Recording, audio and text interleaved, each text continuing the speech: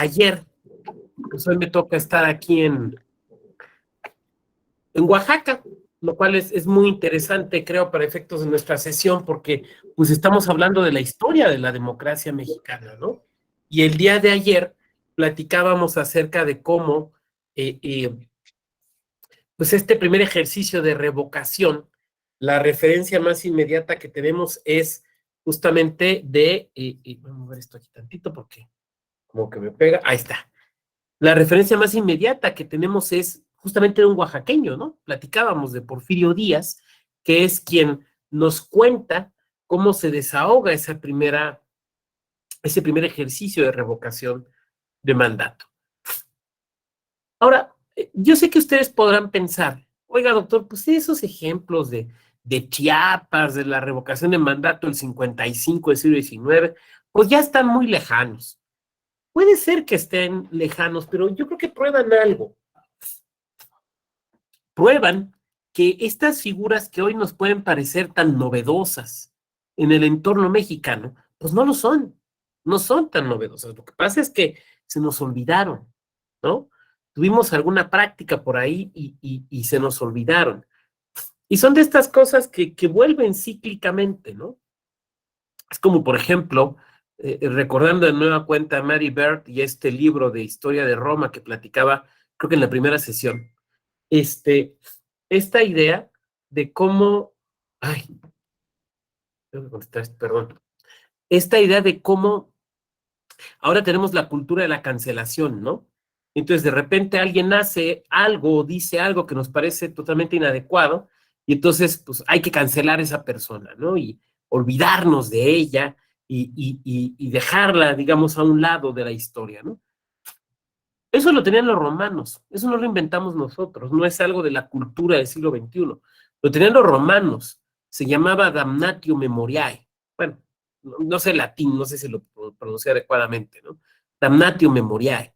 Y tenemos ejemplos de esto, ¿no? Sobre todo pasaba mucho con los emperadores y sus hermanos. Entonces tenemos cuadros o pinturas, frescos de emperadores que están con su mamá y con el hermano, y la cara del hermano está rayada como cuando antes, ¿no? La generación anterior a la nuestra tenía, pues hay una parienta, tenía una foto que le gustaba mucho, pero pues salía con el ex, y entonces en lugar de recortarlo le tachaban la cara, ¿no? Bueno, pues lo mismo hacían los romanos. O por ejemplo, estatuas de políticos o de generales que habían caído en desgracia, le rompían la nariz a la estatua para que se perdieran los rasgos. Y esa era la damnatio memoriae, era la cancelación que hacían los romanos antes de que existieran las redes sociales. Vamos, lo que estoy tratando de decir entonces es cómo de repente creemos que inventamos cosas que ya están inventadas. A lo mejor les encontramos un nuevo nombre o las revivimos, pero pues ya están inventadas. Bueno, decía yo, nos quedábamos el día de ayer en la época de la revolución. Y decíamos cómo ya para la revolución empieza a surgir el germen de algo que podemos recordar ya como una especie de partido político, en un sentido un poco más moderno, porque a finales del porfiriato lo que existían eran los clubes reeleccionistas y los clubes antireeleccionistas, pero ya en la época de la guerra de la revolución ya podemos recordar más bien, perdón, en la revolución ya podemos recordar al Partido Liberal Mexicano. Ahora, yo decía también ayer que es un partido a la marxista, ¿no? Es un partido a la marxista porque lo que busca es ser la vanguardia del proletariado, ¿no? Si ustedes leen algunos historiadores o politólogos, politólogas, historiadoras de, digamos, la corriente marxista que hablan de la Revolución Mexicana, por ejemplo, dicen que la revolución no llegó hasta donde debía haber llegado porque faltaba una dirección por parte del proletariado que pudiera conducir los esfuerzos, sobre todo de las masas campesinas. Esto es muy claro, por ejemplo, en Adolfo Gili y su libro La Revolución Interrumpida. Eso es muy marxista, entonces. No, no lo digo en un sentido ni positivo, ni negativo, ni peyorativo, ni simplemente estoy describiendo, ¿no? Lo que tenemos entonces ya en ese momento es una estructura. Eh, eh, lo que tenemos ya en ese momento es una ideología. Ahora, son partidos que no buscan ganar elecciones, no son partidos electorales, son partidos de vanguardias, ¿no? De vanguardias revolucionarias.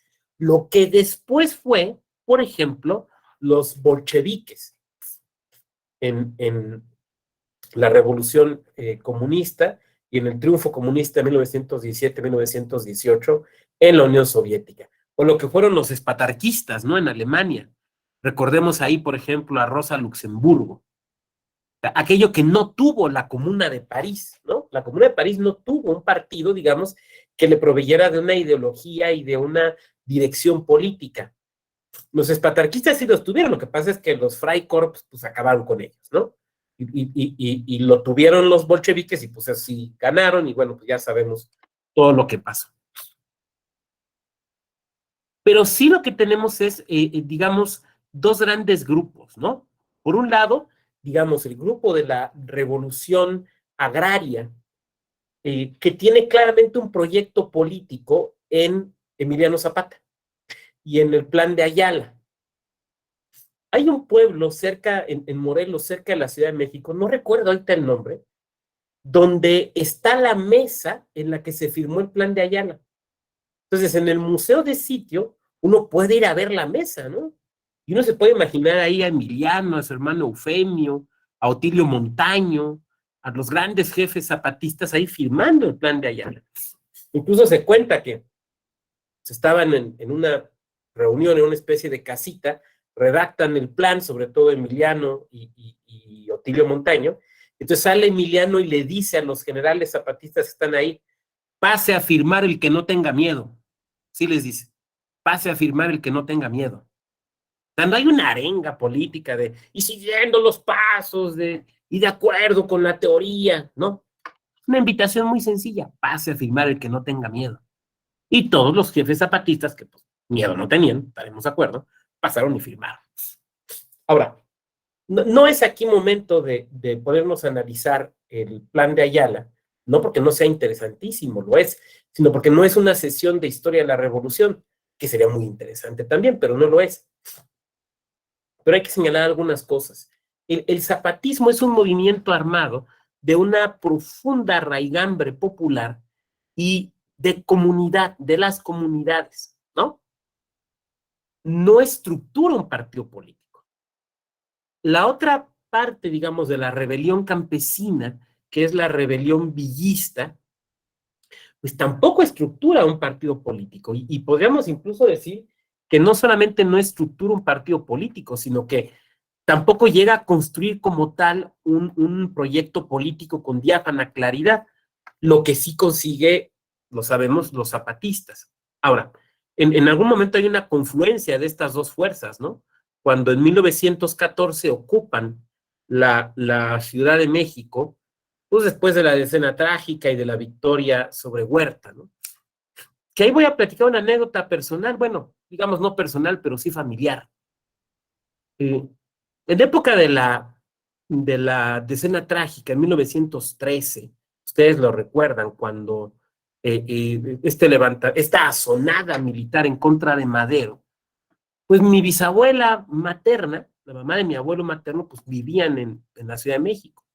Y nos contaba, tuve la suerte de conocerla, era muy chica, pero nos contaba cómo, pues en medio de las balaceras y demás, la gente no salía a la calle, pero se empiezan a quedar sin comida. Y entonces su hermano mayor les dice a sus papás, pues yo voy a salir a ver qué encuentro. Y salió el hermano y nunca regresó. Y no solo nunca regresó, nunca lo encontraron.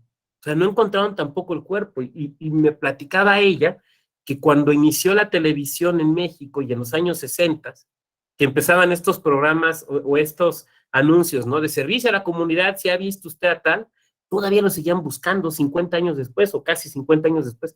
Nunca lo encontraron. Entonces, por ahí quedó en las calles ahí de por la Ciudadela, quedó un pariente mío. O a lo mejor pues se fue a la Revolución y ya le gustó, ya no regresó, pero pues, toda apunta que por ahí se quedó. Bueno, entonces se unen, se encuentran los ejércitos zapatistas y villistas, pero no estructuran ni un gobierno, ni estructuran un partido. Es muy interesante, ¿no? Pero ¿cuál es la postura que tienen cuando van a ver Villa y Zapata la silla presidencial, y esto seguramente ustedes lo saben. Ahí está, ahí hay una foto, ¿no? Donde dicen que de fondo aparece Chabelo. Y cuando ven la silla presidencial, Zapata dice, Villa se sienta, es la famosa foto donde Villa está vestido de general sentado en la silla así como de lado riéndose, ¿no? Y ves a Zapata que está de lado y está así como que muy contento no está. Les cuentan que cuando entran y ven la silla, Zapata dice, deberíamos de quemarla, la silla presidencial, deberíamos de quemarla. Y Villa dice, bueno, no, tenemos que encontrar a ver a quiénes ponemos y nosotros nos regresamos a lo nuestro. O sea, no había una voluntad de concentrar el poder estatal, ni había tampoco una voluntad de constituir un partido político. Carranza y todo el grupo carrancista sí tenía una voluntad de poder y una visión de Estado, o sea, una visión que iba más allá de la lucha inmediata. Y sabemos que se conforman, digamos, dos grupos dentro del carrancismo, ¿no? Que no son partidos políticos, pero empiezan a hacer algo, de ahí van a devenir después. Por un lado, los obregonistas, ¿no? Álvaro Obregón, que, digamos, trata de conseguir un acuerdo político entre Villa y Carranza, no lo consigue. Después trata de conseguir un acuerdo con el gobierno de la convención, la famosa convención de Aguascalientes, que tuvo varios presidentes, ¿no? Roque González Garza, ay, el otro, Eleazar, ¿cómo se llamaba? Tuvo tres. Roque González Garza, Eleazar, Eliseo, ¿cómo se llamaba el otro? Bueno, ahorita me voy a acordar y si no, seguramente. ¿Quién, Martín? Gutiérrez, doctor. Eulalio, sí, tienes toda la razón, como el piporro. Eulalio Gutiérrez, sí, tienes toda la razón. Roque González Garza, Eulalio Gutiérrez, y hubo un tercero que ahorita no recuerdo, que no es relevante. Bueno, ninguno de los tres fue relevante. Cuando se elabora nuestra Constitución de 1917, esta Constitución viene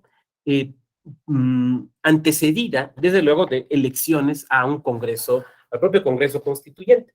Y fueron unas elecciones muy interesantes, regidas bajo una ley específica expedida por Carranza en ejercicio de sus facultades de primer jefe del ejército constitucionalista. Y era una ley que convocaba elecciones, ¿no? Pero decía, no pueden ser electos al Congreso Constituyente, bueno, pues los que no fueran mexicanos, los que no tuvieran nacionalidad mexicana, digamos esos de cajón. Pero decía, tampoco los que sirvieron a Díaz, no los que sirvieron a Huerta, no los que anduvieron con Zapata, no con los que anduvieron con Villa, ni con los que sirvieron al ejército, al gobierno de la convención. Entonces, prácticamente, a ver, entonces mejor tú dinos a quién elegimos, ¿no? O sea, tú quieres por cuates tuyos, quieres por carrancista. Pero cuando se elige ese Congreso, ustedes lo saben, se divide en dos grupos políticos. El grupo político obregonista, que es el grupo de los radicales, donde está, por ejemplo, don Francisco J. Mújica, conocido como el Ardillo, amigo, ustedes lo recuerdan, de Lázaro Cárdenas, y que dicen, estuvo a punto de ser presidente en 1940. Y el grupo de los renovadores, que eran, digamos, los más cercanos a Carranza, ¿no? Estoy pensando en Fulgencio Pallavicini, que por cierto es muy interesante porque Pallavicini fue el fundador de un periódico que todavía existe y que probablemente ustedes lean todos los días. ¿Qué periódico fundó don Fulgencio Pallavicini? Félix F. Pallavicini, Félix Fulgencio Pallavicini. El Universal. El periódico El Universal, que ustedes probablemente sigan en redes o que lean diario, seguramente aquí habrá alguien que escriba en el Universal Nacional o en alguna de sus ediciones locales, lo funda Félix Fulgencio Pallavicini, que era en el Congreso Constituyente del 16-17 el líder del grupo renovador, del grupo carrancista. Cuando concluye el Congreso Constituyente con la obra que todos y todas conocemos, que no voy a profundizar en ella, salvo que ustedes quieran que lo hagan las preguntas, ya es muy claro que hay un rompimiento entre lo que se identificaba como el ala izquierda, bastante entrecomillado, del carrancismo, que es donde se encontraba Obregón, porque Obregón había hecho alianza con dos grupos importantes. Uno, con algunos grupos indígenas, particularmente de Sonora. Estoy pensando en los yaquis. Y dos, con el movimiento obrero mexicano. Miren, los primeros asociaciones, uniones de obreros en México, datan de la década de 1860. Pero digamos, ya una articulación un poco más sólida se da hasta la época de la Revolución en algo que se conoció como la Casa del Obrero Mundial, que es un antecedente de lo que después fue la CTM, la CROC, la CROM y todas esas. Bueno, la Casa del Obrero Mundial, cuya sede estaba en la Ciudad de México, en un edificio que seguramente varias y varios conocen, no han oído hablar de él, que es el Sanborns de los Azulejos.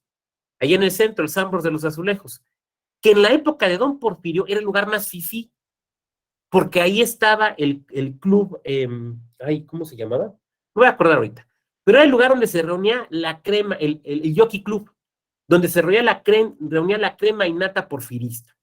O sea, ahí los Carlos Slim de la época y demás, ahí se reunían. Bueno, ahora es de Carlos Slim, ¿no? Porque es de Sanborns, pero bueno, ahí se reunían. Y en la época de la Revolución, cuando Obregón toma la Ciudad de México, a la salida de Villa y de Zapata, Obregón le da el Sanborns de los, bueno, lo que ahora es el Sanborns de los Azulejos, se lo da a la Casa del Obrero Mundial. Y entonces sella un pacto con el movimiento obrero que dio lugar a algo que se llamaron los batallones rojos, que eran batallones que peleaban en la revolución del lado carrancista, obregonista, de obreros, eran batallones obreros, por eso se conocían como los batallones rojos. En el zapatismo prácticamente no hubo obreros, porque lo que había en Morelos eran campesinos. Sí había gente que trabajaba, por ejemplo, en las haciendas, ¿no? Estoy pensando en los ingenios de Xochimancas y toda esa parte, o de Guerrero, pero esencialmente eran campesinos que trabajaban un poco en eso. En el movimiento villista sí hay clase obrera, porque hay mineros, pero no están estructurados. Es en el obregonismo donde ya encontramos esto. Por eso, en los años 20, del lado del obregonismo, empiezan a surgir los partidos laboristas en México. Eso es interesante. El laborismo como movimiento es un movimiento que surge en Europa y que después se pasa a otros lugares. Y es un movimiento político de obreros que no quieren romper, no quieren una revolución, porque está muy reciente el antecedente de la Comuna de París. Y se dan cuenta que el capital, pues todos estos movimientos revolucionarios, está dispuesto a ahogarlo a sangre y fuego. Y si no me creen, estudien ahí, bueno, busquen ahí la información de la Comuna de París o del levantamiento de los patarquistas, ¿no? Entonces, lo que empieza a pasar particularmente en Inglaterra es que se forman partidos obreros, partidos que, para poder competir electoralmente, porque sí buscan competir electoralmente, se dan cuenta que están en una grave desventaja frente a lo que se conocía como los partidos de cuadros, como era el Partido Conservador o el entonces llamado Partido Liberal también en el Reino Unido. Porque no tienen recursos. No tienen recursos. O sea, los notables, los ricos, pues pueden pagar campañas, pueden pagar sus campañas. No hay las reglas de fiscalización, por ejemplo, que tenemos hoy en día. Pero los obreros, ¿cómo le van a hacer? Entonces, por eso surgen los partidos laboralistas o laboristas vinculados a los sindicatos. Y entonces, el ser miembro de un sindicato, como obrero, obrera, era ser miembro a la vez del partido. Y significaba que te iban a descontar de tu sueldo para mantener al partido, ¿no? Y para mantenerlo, me refiero, por ejemplo, para que pudiera ser competitivo electoralmente. Por eso eran partidos de masas, porque necesitaban muchas personas que aportaran poquito para compensar a esos partidos más pequeños, pero partidos de clase alta, que tenían pocos militantes, pero que aportaban un billetón, porque pues, eso sí tenían de dónde sacarlo, ¿no? Entonces, en los años 20, esto empieza a surgir del lado del obregonismo. Obregón, ustedes lo saben, se levanta en armas en contra de Venustiano Carranza, cuando Carranza busca imponer como candidato presidencial y ganador, pues, al ingeniero Ignacio Bonillas, que había sido un maderista de la primera hora y que se había venido desempeñando como embajador en algunos lados. Entonces, Obregón no está dispuesto a eso, huye de la Ciudad de México. Hay una foto ahí muy, muy famosa porque como Obregón tenía alianza con los obreros, lo sacan los ferrocarrileros de la Ciudad de México, porque los carrancistas lo van a detener. Entonces, es el sindicato ferrocarrilero el que le tira paro a Obregón. Entonces lo disfrazan de ferrocarrilero. Ahí está la foto, digo, no la busquen ahorita, pero terminando la clase, búsquenla. Entonces van a ver a Obregón disfrazado ¿cómo se llamaban estos que llevaban las lámparas? Que hasta hay un cuento de guardagujas, el cuento de Arreola, ¿no? ¿Se acuerdan el cuento del guardagujas? Que es uno de los grandes cuentos mexicanos. Lo disfrazan de guardagujas. Ahora, ustedes recuerdan que a Obregón le faltaba una mano, ¿no? Que la perdió en la batalla de Celaya. Entonces, en la foto que ustedes van a ver, insisto, terminando la clase, si no, ahorita la busco y la proyectamos, eso es lo de menos. Y está tapado de ese lado. Hagan cuenta como que trae la gabardina de un lado nomás, para que no se vea el brazo. Ahora, la verdad es que se notaba que era Obregón, pero iba, digamos, protegido por el sindicato de los ferrocarrileros. Entonces, sale, ya después sabemos lo que pasa con Carranza, su muerte en Tlaxcalantongo, que nunca ha estado muy claro si lo mataron o se suicidó. No hay ahí una gran claridad, pero sí sabemos que acaba en Tlaxcalantongo, ¿no?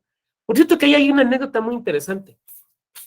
¿Se acuerdan que Carranza huye de la Ciudad de México hacia Veracruz?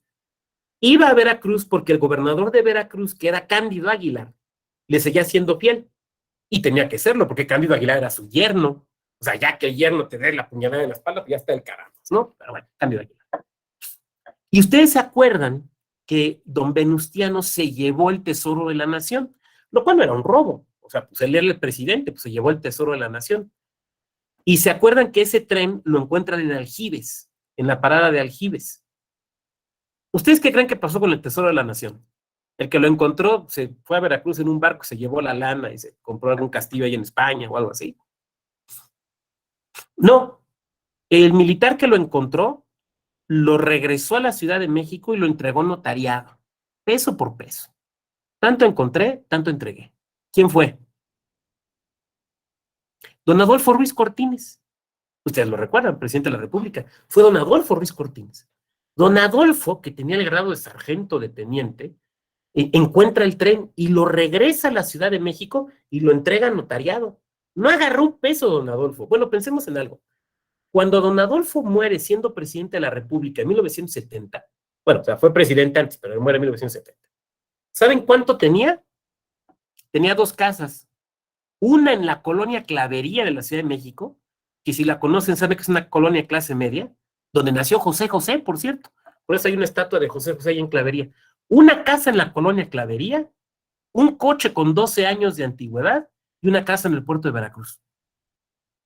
Era todo lo que tenía. No tenía más. Bueno, el menaje de casa, ¿no? No tenía más. Oiga, no tenía cuenta en Andorra. No, no tenía cuenta en Andorra. Oiga, no tenía la casa allí en Cancún. No, no, no tenía. Oiga, seguramente tenía acciones. No, no tenía. O sea, el que encontró el Tesoro Nacional y lo regresó íntegro, murió, digo, qué padre tener dos casas, ¿no? Digo, no digo que esté, o sea, no murió en la pobreza, pero pues para otras cosas que hemos visto, pues parece casi de pobreza franciscana, diría alguien que habita en Palacio Nacional. Bueno, don Adolfo es quien lo entregó. Un hombre admirable por muchas razones. Dicen que además bailaba muy bien. Dicen que era muy buen bailar. Uno lo ve ahora todo serio y de nervio. Dicen que de joven bailaba muy bien. Dicen que bailaba tan bien que le decían el cintura brava.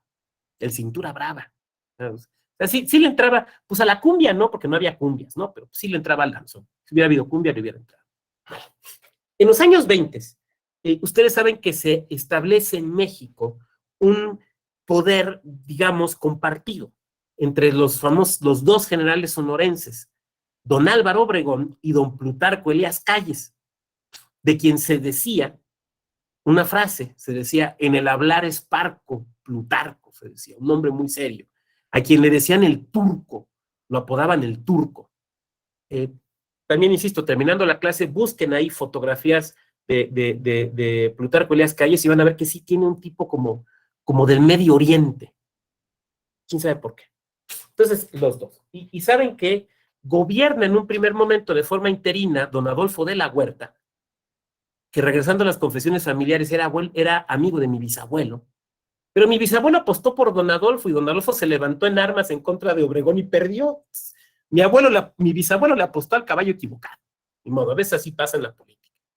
Y que muy curioso, cuando don Adolfo de la Huerta se levanta en armas en contra de Obregón y pierde, no lo matan, sino que se va a vivir a Los Ángeles. ¿Y saben de qué vivió en Los Ángeles?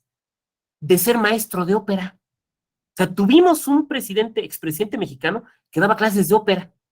Daba clases de ópera. O sea, de lo que vivía. Ya muchos años después regresó. Bueno. Entonces, es presidente de la República entre 1920 y 1924, don Álvaro Obregón. Cuando es presidente Obregón, surgen los primeros partidos modernos en México. Bueno, más o menos modernos. Por un lado, el Partido Nacional Agrarista, donde se encuentran algunos antiguos líderes zapatistas. Ustedes saben que Zapata es muerto en Chinameca por la traición de aquel coronel cuyo nombre no queremos acordarnos de él. Muere a traición. Entonces, algunos zapatistas después pues, se acercan con Obregón y, digamos, hay algún tipo de alianza política. Y surge el Partido Nacional Agrarista. Y por parte de los obreros, sobre todo de los dirigentes obreros, surge el Partido Laborista Mexicano. Entonces era el PNA y el PLM, que son, digamos, los dos primeros partidos modernos que tenemos en México. El Partido Laborista se fundamentaba en la agrupación sindical más importante que había en México en los 20, que no era la CTM, eso nace hasta los 30, era la CROM, la Confederación Regional de Obreros de México, que todavía existe. No la CROC, esa es otra, sino la CROM, C-R-O-M, la CROM. Y la CROM la dirigía ay, se me acaba de ir el nombre. Aquí lo tengo en la cabeza. Gordo, pelón, con muchos anillos, que lo que estaban los Cadillacs. Ay, ¿cómo se llamaba? ¿Quién se acuerda aquí? ¿Nadie se acuerda? Ay, ¿cómo se llamaba? A ver, no puede ser, tengo aquí su cara y se me olvida. A ver. Ya les digo quién.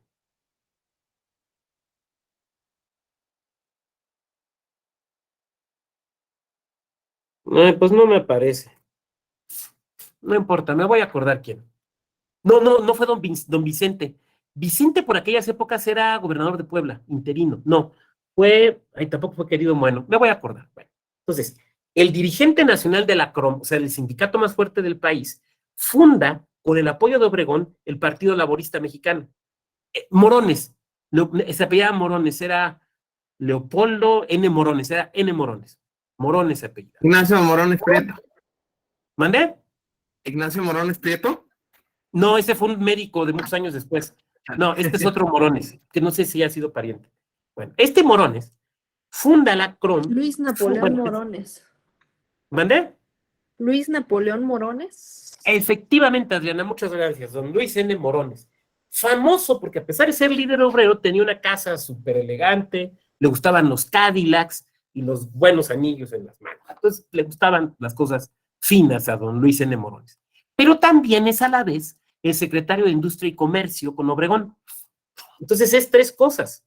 Es el mandamás de la confederación sindical más importante de México en ese momento histórico, es presidente de uno de los dos partidos importantes y es secretario de Industria y Comercio, lo que después fue Secretaría de Economía. Un personaje económicamente muy importante y políticamente muy importante. Ahora, estos dos partidos apoyan a Obregón, son obregonistas, pero digamos, uno tiene una agenda agraria y el otro tiene una agenda, pues digamos, más cercana hacia los sindicatos. En 1924, Obregón deja la silla y sube de presidente don Plutarco Elías Calles. Elías Calles es un personaje muy interesante, profesor de escuela, fue profesor de escuela, fue muy mal comerciante, negocio que ponía quebraba o se quemaba, le iba re mal. Pero la revolución lo rescató, de alguna manera. Y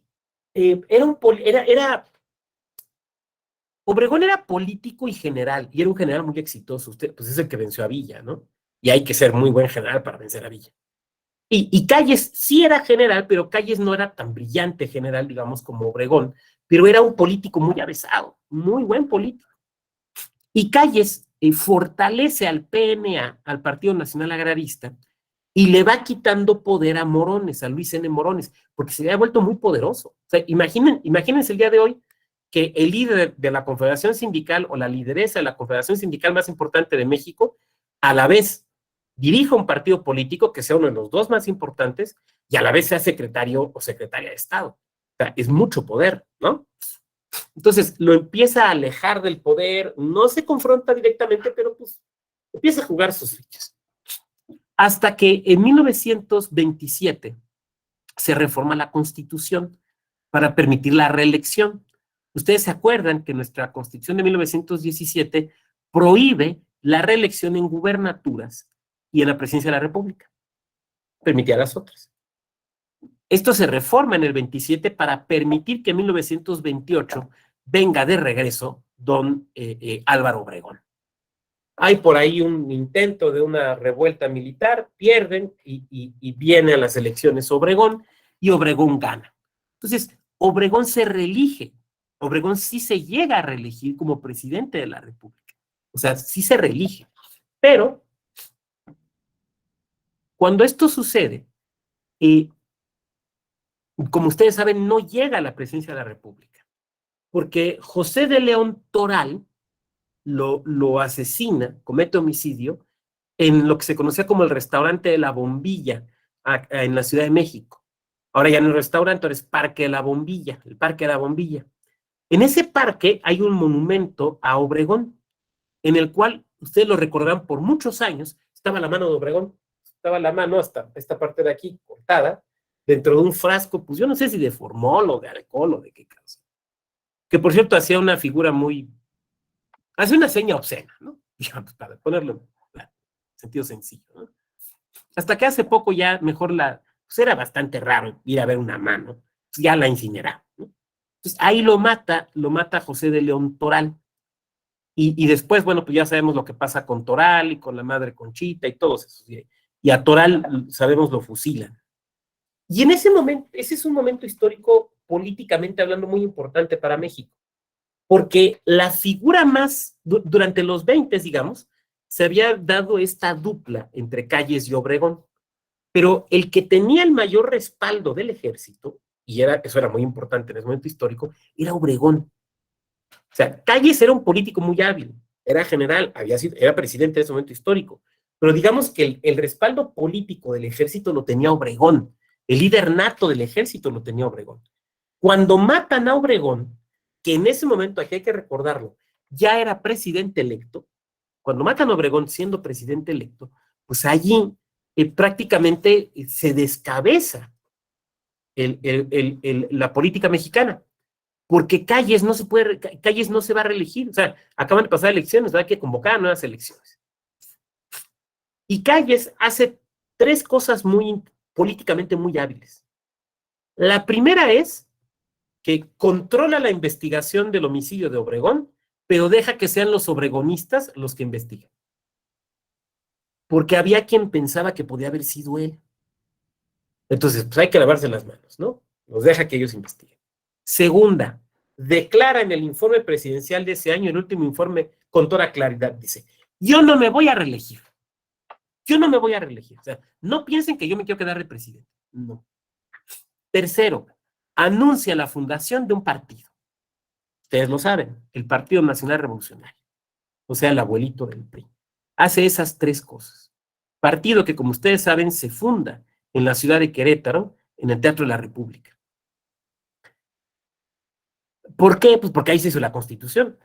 De hecho, es muy interesante, pero en los años 70, por ahí un gobernador de Querétaro, en alguna visita que hizo, si no me equivoco, don José López Portillo, siendo presidente de la República, le regaló la escritura original de la Constitución del PRI, porque obviamente se constituyó ante un notario queretano, ¿no? Porque fue en Querétaro.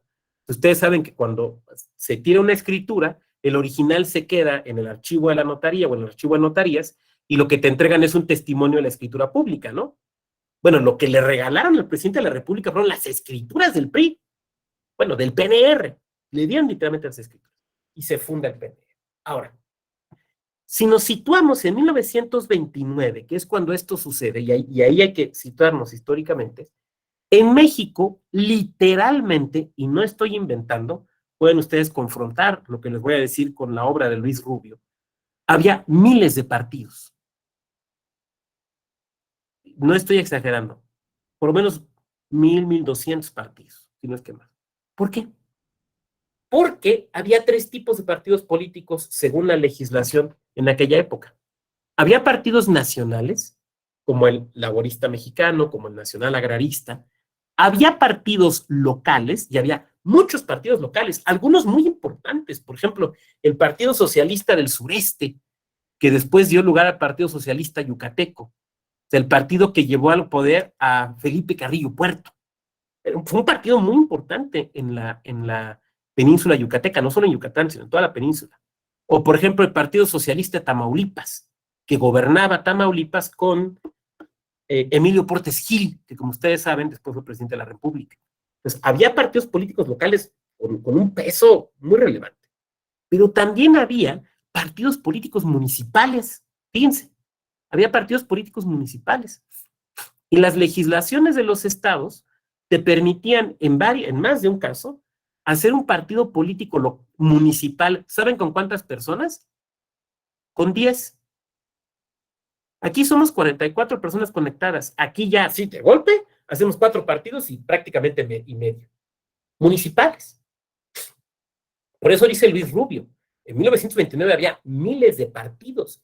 Es más, en ese momento histórico, 1929, e insisto, no me crean a mí, final de cuentas yo soy, diría Alexis de Tocqueville, un abogado de pueblo, pero verifiquen con Luis Rubio, había incluso un partido que se llamaba Partido Revolucionario Institucional.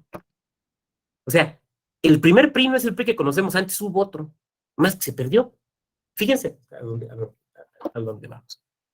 Cuando se funda el Partido Nacional Revolucionario, Plutarco Elías Calles, en lo que está pensando, no es en el modelo moderno de partido.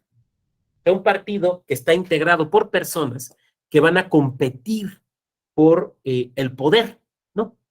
Lo que quiere hacer, y de hecho, bueno, pues es lo que hace don Plutarco Elías Calles, es hacer un partido que nace desde el poder, no nace de los ciudadanos, no son ciudadanos organizándose o ciudadanas organizándose para constituir un partido, es el presidente de la República quien funda el partido, o sea, nace desde arriba, ¿no? Y no es un partido de personas, sino es una confederación de partidos. Durante sus primeros años, hasta, digamos, la época de Cárdenas, el Partido Nacional Revolucionario no es un partido de militantes, es una confederación de partidos, donde todos los pequeños partidos, digamos, de jerarcas o de líderes revolucionarios que había en los estados, se confederan, se unen dentro del Partido Nacional Revolucionario. Ese se convierte, digamos, en el partido nacional para competir, vamos a decirlo así, en las elecciones nacionales. Pero en las elecciones locales siguen compitiendo estos partidos. El socialista del sureste, o después socialista de Yucatán, el socialista de Tamaulipas. Pero esos partidos están confederados dentro del PRI. Por eso el PRI, en su versión de PNR, nace como una confederación de partidos. Lo cual es muy interesante.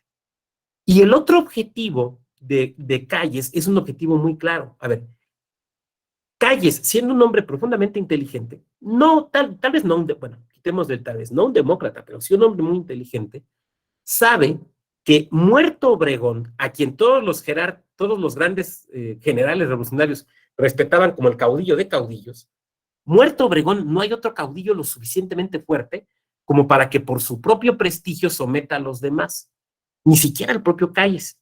Entonces, siendo muy inteligente, lo que dice es, hay que hacer una unión política para que políticamente nos sentemos a discutir los generales cómo nos repartimos el poder, ¿no? Porque si no, nos lo vamos a ir a pelear allá afuera a plomazos. Y de hecho se intenta. Ustedes recuerdan que en 1929, cuando nace el PNR, es también la última gran asonada militar, que es la Revolución Escobarista de 1929. Es la última vez que una porción representativa, porque hay otra con Cedillo, pero fue mucho más local, ¿no? Pero fue la última vez que una porción importante del Ejército Nacional se levantó en armas en contra del presidente de la República, que fue contra Calles en 1929, los militares escobaristas, que lo que buscaban era un golpe de mano, era quitar a Calles y ellos fortalecerse y ellos hacerse del poder. Entonces Calles dice, ya ven, o nos juntamos todos a negociar el poder y dejamos las pistolas en la entrada y aquí vemos cómo nos lo repartimos, o nos lo vamos a estar peleando ya fuera plomazos. Y ahí sí, quién sabe quién gane. Ese es el genio de Calles. Porque lo que Calles ve venir tiene toda la razón. Eso es lo que iba a pasar. Eso es lo que está a punto de pasar en el 29 con Escobar. Entonces dice, a ver, vamos a ponernos a discutir aquí. Ahora, alguien de aquí me va a levantar la mano. Oiga, doctor, ¿y dónde está lo de la lucha por el poder y las elecciones? No, ese no era el tema. Daban por sentado que ese grupo, que el grupo militar, o sea, los revolucionarios generales, tenían derecho al poder político, porque lo habían ganado en las batallas, ¿no? Entonces, ¿cuál hacer elecciones? No, yo no gané arriba de mi cuaco y a plomazos. O como dijo don Fidel Velázquez, que ustedes lo recordarán, líder de la CTM, y del cual hay una estatua ahí en las oficinas de la CTM, muy cerca del Monumento a la Revolución. ¿Se acuerdan esta frase de Fidel? A balazos llegamos, a balazos nos han de sacar. Así lo dijo Fidel. A balazos llegamos, a balazos nos han de sacar. Afortunadamente no fue necesario, sino, bueno, pues entramos al juego democrático. Pero de origen, esa era la idea. O sea, cuando Fidel Velázquez dice esto, creo que fue en los 50 o 60, en realidad ya no estaba hablando por referencia a los 50 o 60. En realidad estaba hablando del México de 1929. Ahora, en ese momento histórico, entonces, se ponen de acuerdo los militares, los que no se fueron a la revolución escobarista y perdieron, se ponen de acuerdo y dicen, órale, nos lo vamos a repartir el poder. Entonces vamos a repartirnos las senadurías, las diputaciones, las gubernaturas, las secretarías, la presidencia. Órale, nos vamos a repartir. Vamos a acordarlo aquí. Y se convierte en el gran elector, pues don Plutarco Elías Calles. Ustedes, de hecho, seguramente recuerdan cómo se le llama a esa época de la historia mexicana. ¿Cómo se le llama? ¿El qué? Empieza con M. Maximato. Muy bien, Gabriela, el maximato, porque a Calles se le empieza a llamar el jefe máximo de la revolución. El jefe máximo, ya no el caudillo, porque el caudillo era Obregón y pues ya se había muerto, sino el jefe máximo de la revolución. Pero las elecciones de 1929 son muy interesantes, porque son las primeras en las que compite el Partido Nacional Revolucionario, y su candidato fue un civil, don Pascual Ortiz Rubio, a quien le decían el nopalito. Ya se imaginarán por qué. Bueno, don Pascual Ortiz Rubio. Y las fuerzas políticas que no venían del carrancismo, del obregonismo y del callismo, pero que sí venían de la revolución, pero más atrás, de la revolución maderista, por ejemplo, reviven, al menos en nombre, algo que había existido en la época de Madero, que se llamó el Partido Nacional Antirreeleccionista. Ahora, en realidad eso nunca fue un partido, fue un club. Y ya platiqué yo ayer de los clubes políticos, pero lo reviven y postulan a una figura importantísima de la cultura mexicana de 1929, otro oaxaqueño, por cierto. ¿Quién fue? Uno de sus hijos, bueno, el hijo que sigue vivo, actualmente es senador. Vasconcelos. Y es presidente de la Comisión de Relaciones Exteriores. ¿Quién? Vasconcelos. Efectivamente, don José José Vasconcelos Calderón. Otro oaxaqueño. Ahora sí que estoy hablando de oaxaqueños desde Oaxaca. Don José Vasconcelos Calderón. Ustedes lo recuerdan, Vasconcelos, aquel que había sido compañero de Madero, aquel que había sido el secretario de Educación del gobierno de la Convención y después rector de la UNAM y secretario de Educación con Obregón, que se había peleado con Obregón, porque al final del periodo de Obregón en el 24, Vasconcelos buscó ser gobernador de Oaxaca. Se viene a Oaxaca, no gana y Obregón no lo apoya, y entonces se queda enojado con Obregón. Y en 1929, entonces, todas las fuerzas políticas revolucionarias, pero que no habían encontrado lugar en el PNR, sobre todo, digamos, la parte civil de la revolución, se agrupan y deciden postular a José Vasconcelos. Y Vasconcelos era una figura muy conocida. Había sido un rector de la universidad y un secretario de educación muy conocido. Un hombre que había nacido en el sur, era oaxaqueño, pero se había criado en el norte. Entonces era conocido en muchas partes del país. Eso y un personaje que hoy seguramente funaríamos y cancelaríamos, pero es un personaje muy interesante. A mí me gusta mucho leer como era un gran narcisista, tiene muchos tomos de su autobiografía, pero particularmente los primeros, que son el Ulises Criollo y el desastre, que son los primeros dos tomos, son buenísimos. Vasconcelos tiene, como escritor, tiene dos características. Una, es un amo del adjetivo descalificativo, no calificativo, sino descalificativo. A Calles, por ejemplo, le dice la puerca. Así le dice. Y fíjense a quién le estaba diciendo la puerca, ¿eh? A Plutarco Elías Calles. Pregunten con José de León Toral si Calles era muy tolerante. José Vasconcelos, que por ejemplo define al PRI como un porfirio colectivo. José Vasconcelos, que define, que da la mejor definición que yo he escuchado de la catsup, de la salsa catsup, lo define como tomate farmacéutico. Es una espléndida definición. Entonces, Vasconcelos es muy entretenido leer su autobiografía. Parece un poco mentiroso, porque, insisto, era un gran narcisista. Y seguramente era un hombre. A ver, era una pareja tóxica. Ustedes lo saben, ¿se acuerdan de su novia de mucho tiempo? Bueno, su pareja de mucho tiempo, ¿no? Antonieta Rivas Mercado. ¿Y se acuerdan cómo muere Antonieta? Se pega un pistoletazo en Notre Dame, en París, cuando Vasconcelos la abandona. Es muy triste que eso sea lo que nos acordemos de Antonieta y no nos acordemos que fue, por ejemplo, la que financió y apoyó al grupo de los contemporáneos, de Villaurrutia, de Cuesta, ese grupo magnífico de la renovación de las letras y las artes en los años 20. Entonces, pero Vasconcelos es un personaje muy popular. Y por su parte, el candidato del PNR, Pascual Ortiz Rubio, no es popular, tiene muchos años fuera de México. Era como don Ignacio Bonillas, era un tipo que pues, había andado ahí de embajador, ¿no? Pero ni quien lo conociera. Y Vasconcelos consigue mover sobre todo a los jóvenes, a las bases estudiantiles. De hecho,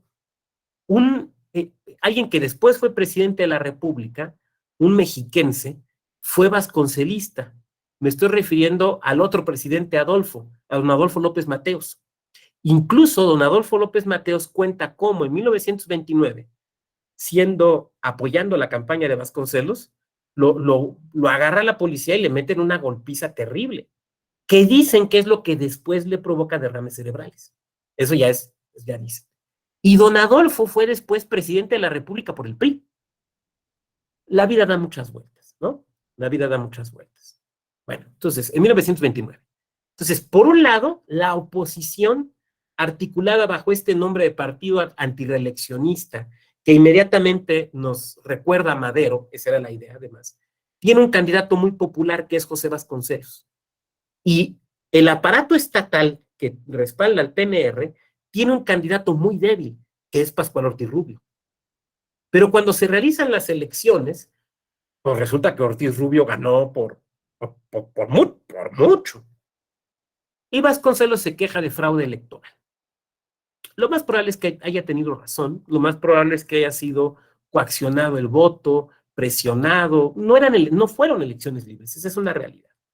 Ahora, ¿realmente ganó o no ganó? No sabemos. Él creía que ganó, lanza el plan de Guaymas, se quiere levantar en armas y nunca se consigue levantar en armas y regresa muchos años después a México, termina siendo medio filonazi, lo cual ya es muy triste, funda la revista Timón y después gracias Adriana, es uno de los fundadores de la Biblioteca Nacional y bueno, ya se vuelve un personaje profundamente conservador. Ahora, hay una cosa muy curiosa. José Vasconcelos, como el otro personaje que les enseñaba yo ayer, Alfonso Reyes, y además eran muy amigos porque eran del Ateneo de la Juventud, muere en 1959. Bueno, ese José Vasconcelos que anduvo con Madero, que fue maderista, que le peleó la presidencia de la República al PNR, alcanzó a hacer televisión en México. Entonces, hay unos programas de televisión que ustedes pueden buscar en YouTube, de hecho les recomiendo que los busquen, que se llaman Charlas Mexicanas. Son un programa de televisión de 1959. Hagan de cuenta como primer plano o tercer grado, pero con Vasconcelos, o sea, Vasconcelos.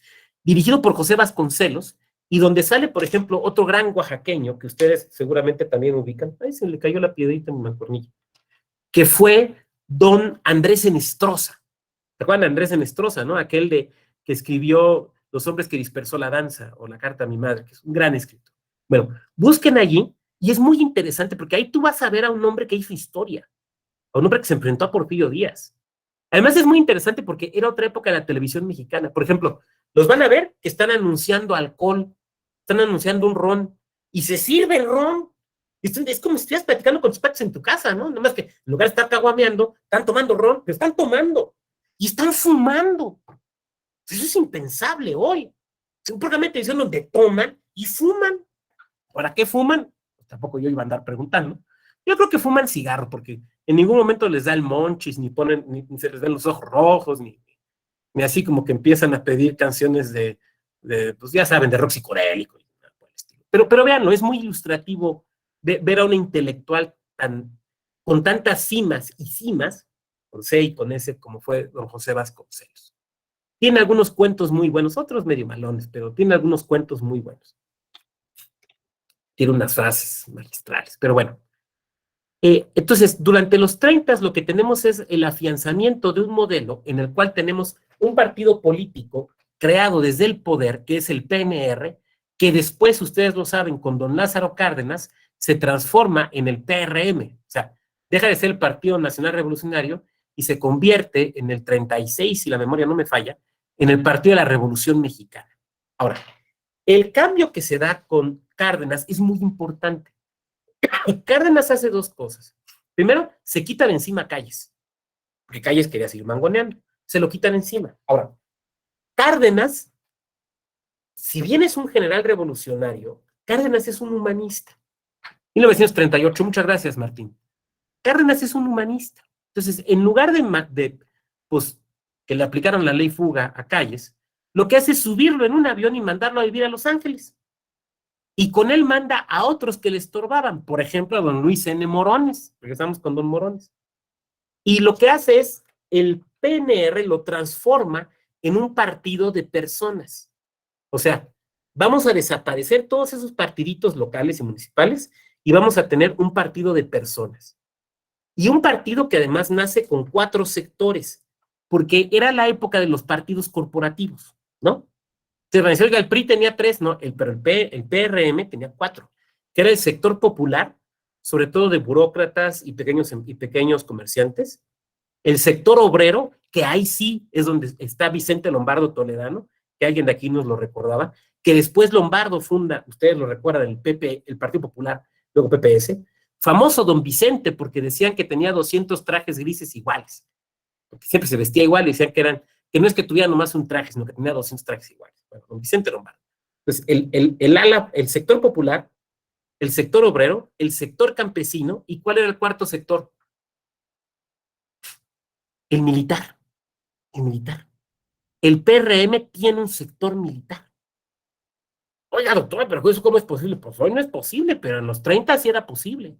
Y es un partido corporativo, donde lo que está buscando Cárdenas es que el peso ya no lo tengan los viejos generales de la revolución, sino las organizaciones de masas. Cárdenas busca una organización de masas, que es algo que ya había venido construyendo desde su gobernatura en Michoacán, y que muy claramente lo hace en México, como presidente de la República. Ahora, Cárdenas, ¿por qué quiere una política de masas? Porque la necesita. Porque se va a enfrentar al capital, ¿no? Y se enfrenta al capital en 2 sentidos. Primero, con la expropiación petrolera, pero también respecto a los grandes latifundios agrarios. Porque con Cárdenas, ustedes lo saben, toma mucha fuerza el reparto de tierras. Ahora, ya no era repartir haciendas porfiristas, porque ya no existían. ¿Quiénes eran los nuevos latifundistas? Pues militares, ¿no? Militares de la revolución, generales de la revolución. Entonces, Cárdenas, como no se va a poder apoyar en ellos, ¿en quién se va a apoyar? En las masas, porque tampoco se puede apoyar en un poder externo, en un gobierno exterior, por el tema del petróleo. Cárdenas era, desde luego, un político nombre avesado. Y entonces, nace en 1939 el partido que, digamos, viene a ser el extremo del PRM. ¿Cuál fue el partido que nace en 1939? El PAN. Efectivamente, el Partido Acción Nacional. Por esa razón, ustedes ven que en las boletas, el primer partido que aparece siempre es el PAN, porque el PAN es el partido que tiene el registro más antiguo. Alguien de ustedes me va a decir, oiga, doctor, pero pues el registro más antiguo lo tendría el PRI. No, porque ya es otro registro. Ya es otro registro. Es más, si quisiéramos ser así como sumamente estrictos, ¿quién creen que debería ir en primer lugar? El PRD. ¿Y saben por qué? Porque el PRD es hijo del Partido Mexicano Socialista, que es hijo del PSUM. ¿Y de quién es hijo el PSUM? El Partido Comunista Mexicano. ¿Cuándo se fundó el Partido Comunista Mexicano? En 1919. Si habláramos de eso, el que tendría que estar en primer lugar es el PRM, es el PRD, pero es a partir del registro actual, vigente. Entonces, pues, el registro vigente, digamos, más antiguo que no se ha perdido es el del PAN, por eso aparece en primer lugar. Es muy interesante. Yo estoy seguro que aquí tenemos, bueno, creo que aquí tenemos compañeras y compañeros militantes de Acción Nacional que podrán corregirme si es que me equivoco. Pero es muy interesante ver, por ejemplo, el acta constitutiva del PAN, porque se constituyó un poco como si fuera una asociación civil, porque pues no era muy claro cómo constituir un partido político, ¿no? Entonces, por ejemplo, se estableció una duración de 99 años. ¿Y por qué? Pues porque acuérdense que las asociaciones civiles y las sociedades civiles se constituían hasta por 99 años. Por eso está así. Pero nace el partido Acción Nacional. En ese ínterin no hubo otro tipo de partidos. Sí, sí, claro que hubo otros partidos, pero ninguno que pudiera, digamos, perdurar y que más bien eran partidos apegados a alguna figura política. Pasó con Vasconcelos, con el famoso partido antireeleccionista. Hay una carta que le escribe Manuel Gómez Morín en 1929 a Vasconcelos, donde le dice, oiga, es que hay que hacer un partido, es una estructura permanente, que luche no nomás en esta elección, sino en las otras elecciones que vengan y demás, y Vasconcelos no le hace caso. Si Vasconcelos le hubiera hecho caso, el PAN, o digamos el símil del PAN, hubiera nacido en 1929, pero no le hizo caso. Por eso, quien lo funda en el 39, pues es Gómez Morín. Ahora, obviamente no es solo Gómez Morín, ahí está también don Manuel Herrera y Lazo, y hay otras figuras, ¿no? El siguiente cambio relevante lo tenemos en 1946. Hasta 1946, prácticamente el tema electoral no había cambiado mucho respecto de cómo eran las elecciones en el siglo XIX. Los padrones municipales, organizaciones municipales y demás, digamos, básicamente. O sea, lo que había cambiado era la estructura o la forma de los partidos, pero no, digamos, tanto la legislación. Y en 1946 se emite la Ley Federal Electoral. Esa ley es muy importante porque es la primera gran ley electoral, ¿no? Es el abuelito del COFIP, o sea, el bisabuelo de la actual Ley General de Instituciones y Procedimientos Electorales. Y crea lo que se conoció después como la Comisión Federal Electoral, que en ese entonces era la Comisión Federal de Vigilancia Electoral, me parece. La Comisión Federal Electoral, bajo la égida de la Secretaría de Gobernación. Entonces, es a partir de 1946 cuando empieza la Secretaría de Gobernación a tener el control político de los partidos políticos y de las elecciones en México. Y a partir de ese momento, cada vez más el control lo empiezan a perder los ayuntamientos, ¿no? Porque se centralizan las elecciones federales en la Comisión Federal Electoral, dependiente de la Secretaría de Gobernación, como sucede en la mayor parte de los países, y en el caso de lo local, en las secretarías de gobierno o secretarías generales de gobierno de cada entidad. Ahí será un cambio muy importante. También, por primera vez, se regulan los requisitos para registrar un partido político y se establece que el registro lo dará la Secretaría de Gobernación. Esto es muy importante porque quiere decir que a partir de ese momento es el gobierno el que va a organizar las elecciones, el que va a poner la casilla, el que va a decidir quién cuenta los votos y el que va a decidir quién compite y quién no compite. ¿De acuerdo? Y además se elimina, se prohíbe expresamente las candidaturas independientes, que hasta ese momento no estaban prohibidas, no estaban reguladas, porque tampoco estaban bien regulados los partidos. Entonces, el sistema político mexicano no se puede entender sin esta ley federal electoral de 1946. Es muy, muy importante. A partir de ese momento, entonces, el gobierno, por conducto de la Secretaría de Gobernación, empieza el fenómeno de centralización de las elecciones y de control político, sobre todo respecto de los registros de los partidos políticos. Y entonces es la Secretaría de Gobernación, o sea, el presidente de la República, quien decide qué partidos pueden competir y cuáles no. Por eso, por ejemplo, cuando viene el movimiento enriquista en el 52, inmediatamente le quitan el registro al partido. Pero también, por ejemplo, es cuando nace el PARM, el Partido Auténtico de la Revolución Mexicana. Y es muy interesante, por ejemplo, el PARM, ustedes lo saben, el Partido Auténtico de la Revolución Mexicana, es un partido que nace por parte de antiguos revolucionarios, de los generales todavía vivos que quedaban allá por 1952 de la Revolución. Y su primer presidente y uno de sus fundadores, el general Jacinto B. Treviño, que anduvo en la Revolución y que fue ministro de Industria y Comercio con Carranza, contaba, dice, tuvimos el honor, así lo dice don Jacinto B. Treviño, tuvimos el honor de que nuestro documento de registro nos lo entregara el presidente de la República, don Adolfo Ruiz Cortines. ¿Se imaginan si el día de hoy, que estamos en los foros de la reforma electoral, a alguien se le ocurriera decir que el registro de los partidos lo diera el presidente de la República? A nadie se le ocurre el día de hoy, ¿no? O sea, a nadie se le ocurre. Pero en 1952 el fundador de un partido se sentía orgulloso de que el señor presidente, que además había sido su secretario particular, por cierto, que el señor presidente de la República en propia mano nos entregó el registro del partido. Fíjense, o sea, en 6 años ya el poder tan fuerte que se tuvo, ¿no? Entonces, ¿qué partidos tienen registro? Pues los partidos que no resultan incómodos o que se convierten, como después se le llamaron, partidos satélites. El PARM, cuyos candidatos eran los mismos que los del PRI, el Partido Popular, después conocido como PPS, cuyos candidatos, ¿quiénes eran? Pues eran los del PRI, ¿no? Y el PRI, que como sabemos, se convierte en PRI en 1946 con don Miguel Alemán Valdés, veracruzano, hijo de un general revolucionario. Don Miguel Alemán Valdés, conocido como el presidente Caballero, aquel que dijo que todos los mexicanos debían tener dinero suficiente para un puro y para ir a los toros. Yo estoy de acuerdo con lo primero, con lo segundo no, pero bueno, fue presidente en el 46, del 46 al 52, pues era otro México, ¿no? Bueno, don Miguel Alemán Valdés decía eso, y él transforma el Partido de la Revolución Mexicana en PRI en 1946 y le quita el sector militar, ¿no? ¿Se acuerdan que yo les dije que el PRM con Cárdenas tenía 4 sectores? Popular, campesino, obrero y militar. Ya con el PRI, con don Miguel Alemán Valdés, tiene 3 sectores, obrero, campesino y popular. Ya el sector militar no, porque la idea es ya que los militares pues no estén metidos en cuestiones de política, ¿no? A partir del 46.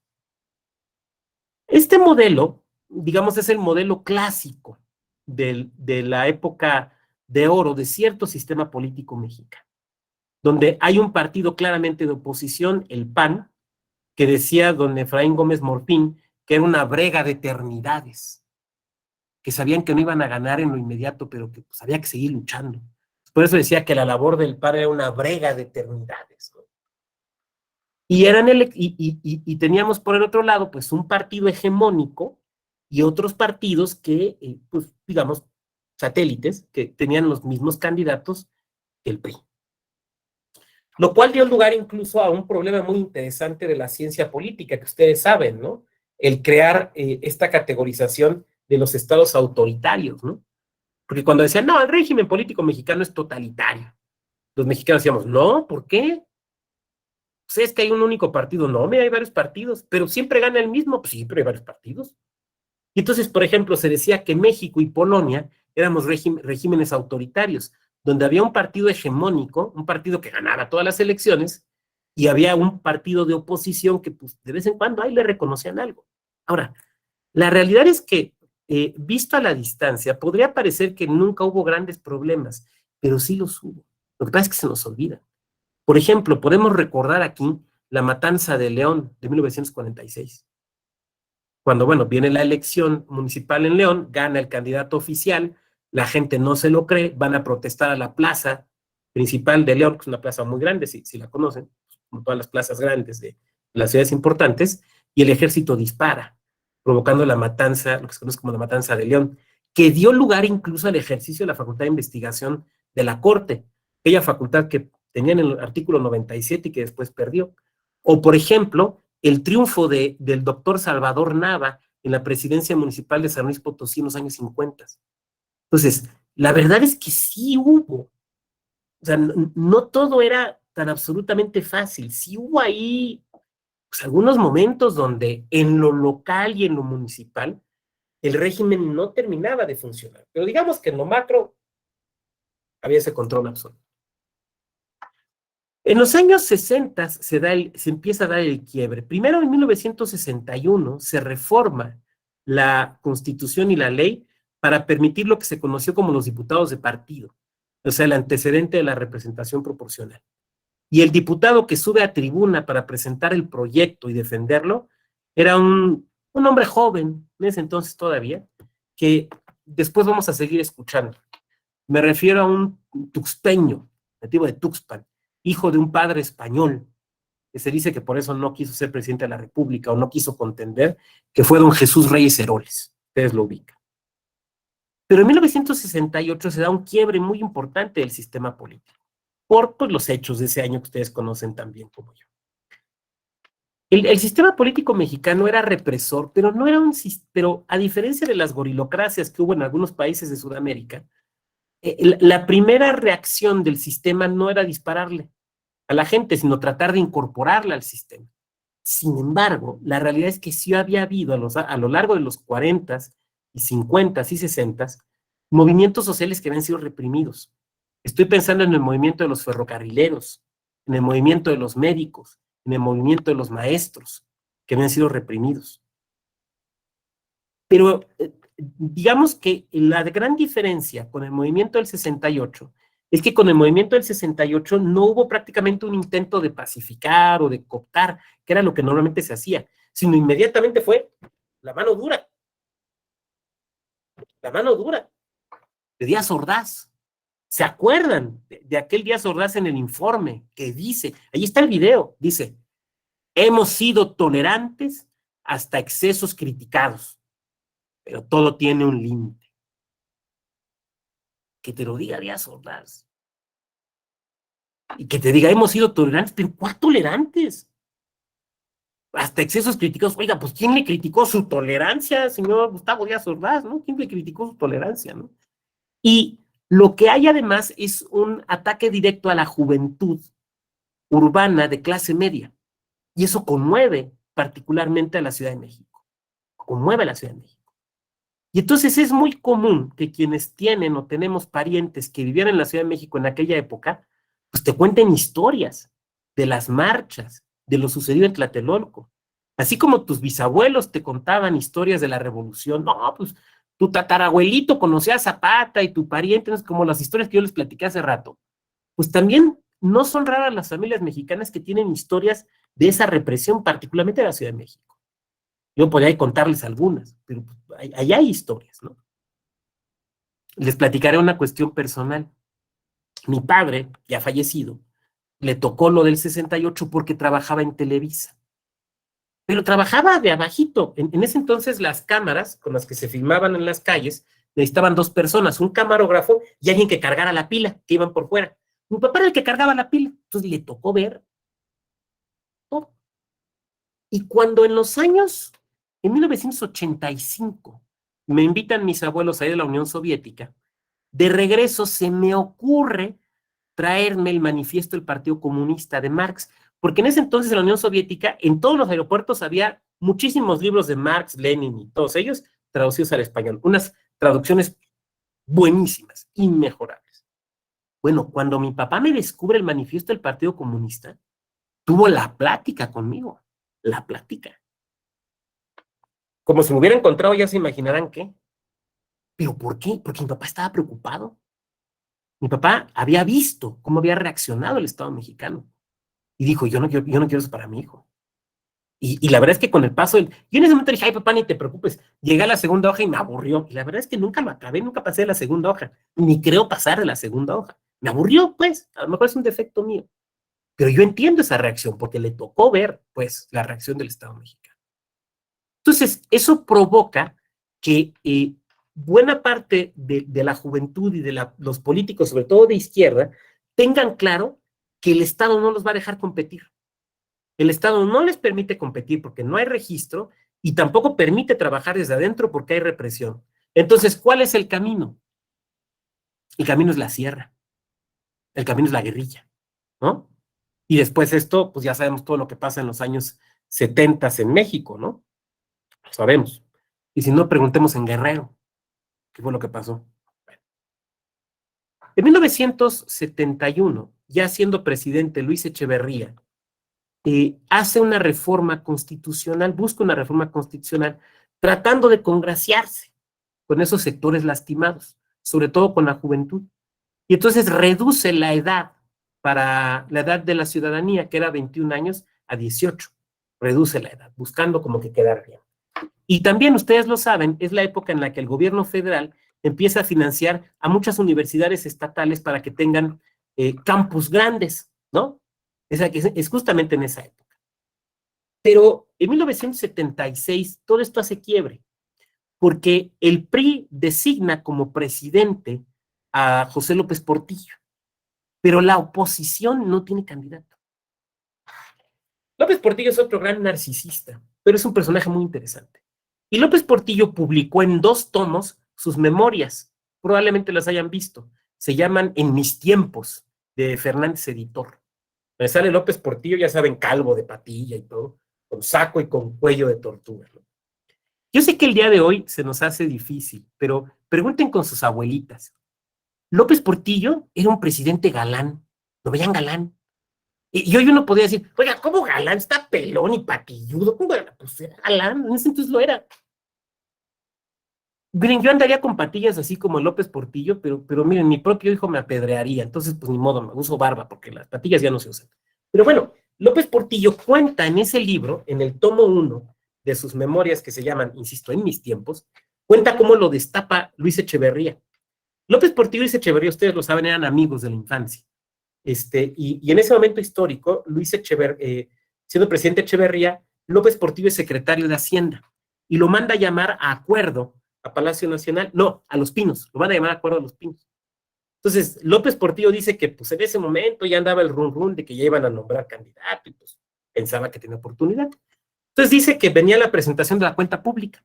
Entonces pasa con el presidente, pasa a reunión, literalmente acuerdo presidencial, y entonces le empieza a decir, oiga, don presidente, fíjese que pues aquí está la cuenta pública, estamos haciendo estos ajustes, va a estar así, así, asado. Y le dice Luis Echeverría, sí, muy bien, mira, véngase para acá. Y lo pasa,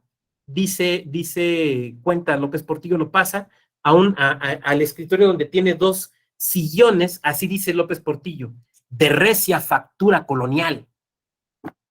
De recia factura colonial. O sea, unos equipales. ¿Sí se acuerdan los equipales, no? Es que son como de cuero con espíritu de madera, ¿no? Y lo sienta allí. Entonces están sentados uno frente al otro y le dice Luis Echeverría, ¿está usted preparado para encargarse de todo esto? Y cuando hace esto, es que lo que abarca es todo el despacho presidencial. Está diciendo, ¿está usted preparado para hacerse cargo de esto? O sea, en pocas palabras, ¿quieres ser presidente? Obviamente, después de controlar los esfínteres, lo que hace José López Portillo es decir, sí, estoy listo. Muy bien, le dice Luis Echeverría, mire, no se lo diga a nadie, quédese en su casa, tranquilo, no se lo diga ni a su familia. Cuando los sectores terminen de hacer la auscultación, le avisaremos.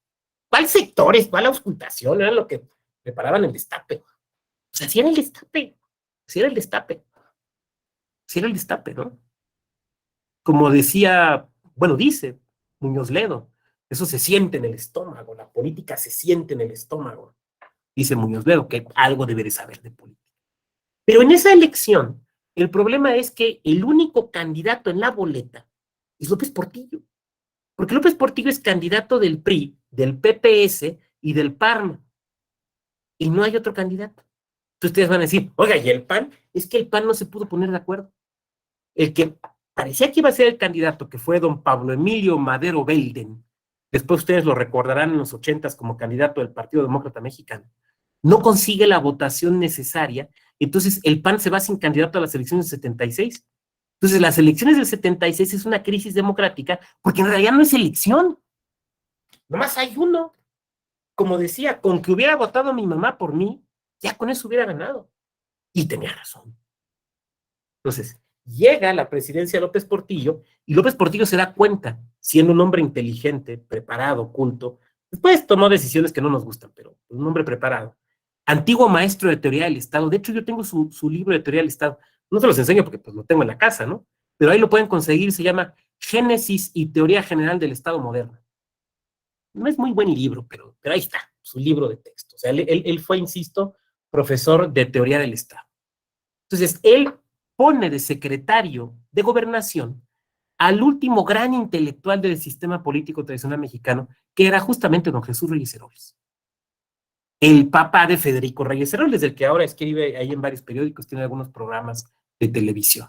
Bueno, pues don Jesús Reyes Heroles, conocido como don Jesús el del Gran Poder, que había sido ya diputado federal, que había sido ya director de Pemex, que había sido director de Siderúrgica Las Truchas, que había sido presidente del PRI, que había sido director general del Instituto Mexicano del Seguro Social. O sea, lo que estoy diciendo es que era un político con trayectoria y que además era un gran intelectual que había escrito, entre otros, su magna obra, que es el Liberalismo Social Mexicano, le encarga una reforma política. Las obras de Reyes Heroles, que son varios tomos, se han publicado por el Fondo de Cultura Económica. El tomo 1, Política, tiene su tesis de licenciatura, que se lo publicaron en Argentina, que se llama Teoría del Estado Moderno, me parece, y tiene sus apuntes de clase de Teoría del Estado que daba en Ciencias Políticas de la UNAM, y déjenme decirles que son una chulada, una maravilla. O sea, el tipo, te das cuenta de un conocimiento enciclopédico, pero además de una capacidad de síntesis, de un brillo en la exposición de clase. Miren, ese libro sí, si se lo encuentran, o si consiguen el PDF de los apuntes de clase de Teoría del Estado de Reyes Heroles, léanlo. Es una maravilla, es un librazo, es una maravilla del libro. El tipo era brillante, el tipo era un genio, era brillantísimo. Y entonces, don Jesús da un discurso muy famoso, exacto, Daniel, es para donde iba, en el 77, que es el discurso de Chilpancingo. Porque viene el informe del gobernador, no recuerdo si era Figueroa, estoy casi seguro que era Figueroa, y mandan al secretario de Gobernación a, digamos, responder lo que era una costumbre que había antes, que creo que ahora ya se ha perdido. Y no estoy diciendo que esté bien o mal que se haya perdido. Y en ese discurso, Reyes Heroles, por eso el discurso de Chilpancingo, habla de que va a venir la reforma electoral. Y viene entonces la reforma electoral de 78, que es la reforma con la que inicia la liberalización del sistema político. La transición política claramente inicia en el 78. Y yo creo que terminó en el 2000, pero claramente inicia en el 78. ¿Por qué? Porque la reforma del 78 introduce varios elementos que tenemos que considerar. Primero, la apertura a los partidos de izquierda. Es donde viene el registro del Partido Comunista Mexicano. Partido que, insisto, existía desde 1919, que había tenido candidatos testimoniales, pero que no había competido porque no le habían dado el registro. Entonces, la apertura a los partidos de izquierda, primero. Segundo, la ampliación de esa figura que el propio Reyes Heroles había defendido en 1961 siendo diputado, que es la figura de que ahora conocemos como las curules plurinominales, la representación proporcional. Claramente ahí está. Las diputaciones de partido no son exactamente representación proporcional, son un antecedente, pero claramente la representación proporcional nace en el 78. Ahora, ¿con qué finalidad nace? Nace con la finalidad de que no se le tenga que reconocer triunfos de mayoría relativa a la oposición, pero se les den algunos escaños, para que tengan una presencia poco más que testimonial. Pero algo que es muy interesante es que esto se aterriza incluso en las entidades, incluso a nivel de los ayuntamientos, porque la representación proporcional a partir del 78 se establece sí para la Cámara de Diputados, pero también para los congresos locales, pero también para los ayuntamientos. Y ahí les voy a platicar otra experiencia, no mía, pero sí interesante. Ustedes recuerdan que existió hasta los años 80, creo que llegó hasta el 96, un partido conocido como el Partido Demócrata Mexicano, que tenía un gallito, era el Partido del Gallito Colorado, ¿se acuerdan? PDM. cuando viene la reforma política del 78, que se aplica por primera vez en las elecciones del 79, en Querétaro es la primera vez que hay diputados de oposición, pues desde la época de la Revolución. Y entra como diputado de la oposición plurinominal por parte del PDM el químico J. Cruz Rivera Hernández, a quien tuve el gusto de conocer, ya fallecido hace un par de años. Don J. Cruz siempre me cayó muy bien porque él fue dirigente del PDM en Querétaro muchos años y publicaba un periodiquito que se llamaba ¿cómo se llamaba? El Gallito Colorado, el mimeógrafo. ¿Se acuerdan los mimeógrafos? El mimeógrafo lo hacía. Y ahí iba y lo repartía, y desde que yo era estudiante lo veía ahí repartiéndolo. Y ya cuando fui consejero electoral, pues me fue a ver, y oiga, don consejero, y decía, oiga, químico, pues es que yo lo conozco a usted desde que yo era estudiante, porque llegaba usted y repartía su hojita, tal y tal, y yo me acuerdo que usted publicó tal y tal cosa. Ay, sí, se acuerda, sí, claro que me acuerdo, siempre lo leía usted. Lo que pasa es que pues, yo era un estudiante más del montón, y pues no me ubicaba, pero pues yo lo ubico perfectamente. Entonces, yo no diré que hicimos amistad, pero nos llevábamos bien don J. Cruz y yo. Entonces, siempre que teníamos eventos en el instituto, aunque ya no tenía partido, pues siempre lo invitábamos. Y allí se quedaba platicando con nosotros y echando cafecito. Y era muy padre porque pues era un viejo político de la oposición que te contaba de cómo se hacía la política en los 60, 70, años 80. O sea, era muy interesante porque era la historia viva, hablándote, ¿no? Eso era muy padre. Entonces, don J. Cruz me platicaba, mire usted, licenciado, cuando entré de diputado en 1979, local, no me querían, porque pues como la oposición, pues fue el gobierno federal el que impuso que tuviera que entrar a la oposición. Entonces, por ejemplo, me platicaba que no le pagaban. Era diputado y no le pagaban. Porque ¿cómo le iban a pagar si era de la oposición? Ahora, si el día de hoy a un diputado o a una diputada no le pagan, pues va presenta su JDC, lo gana y le van a pagar. No hay mucho problema. Pero eso es hoy. Pero en 1979 no había forma. Entonces, como un año no le pagaron, porque ¿cómo le iban a pagar a la oposición? A pesar de ser diputado. Bueno, esta historia que les narro de una persona en Querétaro en 1979, yo estoy seguro que si ustedes se ponen a hablar con los políticos y las políticas ya veteranas de su estado, estoy seguro que les van a contar historias similares. En otros estados me he sabido que, bueno, pues los admitían de diputados, pero no les daban oficinas, porque no, ay, ¿qué cree? Pues ya no alcanzó. Oiga, pero pues ya está la oficina, ay, es que necesitábamos una ahí para guardar los trebejos, y pues, ¿qué cree? Usted ya no alcanzó. Además es la oposición, ¿no? De todos se quejan, ¿para qué les vamos a dar oficina? Así decían, así les decía. O sea, yo no estoy diciendo eso, no vayan a salir de esta clase diciendo, el doctor Vado dijo que no, porque además se está grabando para que no haya duda. Así se las aplicaban. Entonces, pues una cosa es que tengas el espacio y otra cosa es que te tomen en cuenta, ¿no? Pero bueno, ahí empieza esta gran liberalización política. Ahora, es una liberalización controlada. No es sino hasta los años 90 cuando, como ustedes saben, surge ya el Instituto Nacional Electoral. Y a partir del 86 que empieza a crearse el Tribunal de lo Contencioso Electoral, que como ustedes recordarán, en principio era un tribunal cuyas sentencias eran dictámenes que podían atender o no las, gracias a mí efectivamente, don Lucio Cabañas y Genaro Vázquez, cuyas sentencias eran dictámenes que podían retomar o no los colegios electorales de la Cámara de Diputados y la Cámara de Senadores, no tenía plena jurisdicción. Después transformado en TRIFE y ahora en Tribunal Electoral del Poder Judicial de la Federación a partir de 1996. Y surge, ustedes lo recuerdan, el Instituto Federal Electoral después de las elecciones de 1988. Elecciones que todavía condujo la Secretaría de Gobernación bajo la figura de la Comisión Federal Electoral. Yo tuve la oportunidad de ser consejero distrital del entonces IFE en las elecciones de 2003, suplente en 2000 y propietario en 2003 y 2006. Entonces, a mí me tocó trabajar todavía con compañeros del INE, del IFE, que venían de la Comisión Federal Electoral. El presidente de mi consejo, el licenciado Sabino, venía de la Comisión Federal Electoral. La secretaria, la licenciada Guadalupe, no me acuerdo el nombre, venían de la Comisión Federal Electoral. O sea, ellos habían sido funcionarios de gobernación, adscritos a la Comisión Federal Electoral. Y cuando surge el IFE, pues se desprenden de gobernación y se van al IFE. Pero ellos habían iniciado del otro lado. ¿Por qué? Porque habían iniciado sus carreras profesionales antes del 88, ¿no? Es como nos va a ir pasando poco a poco, pues quienes iniciaron su carrera en el IFE, pues se van a ir jubilando y pues va a quedar pura gente que inició su carrera en el INE, ¿no? Por ejemplo. Bueno, entonces, estos órganos, nace, por ejemplo, el IFE, y ustedes lo recordarán, presidido por don Jorge Carpizo, primero como un órgano desconcentrado de la Secretaría de Gobernación, presidido por el señor secretario de Gobernación. Después como un órgano descentralizado, con aquellos, cuando surgen las primeras consejerías, que se llamaban consejeros magistrados, todavía antes de la época de los consejeros ciudadanos, o sea, antes de la época de Jaime Cárdenas y de Goldenberg y todos ellos, los famosos consejeros magistrados, que se les llamaba así porque tenían que ser licenciados en Derecho. Prácticamente tenían que cumplir los mismos requisitos para ser magistrada o magistrado federal para ser consejeros.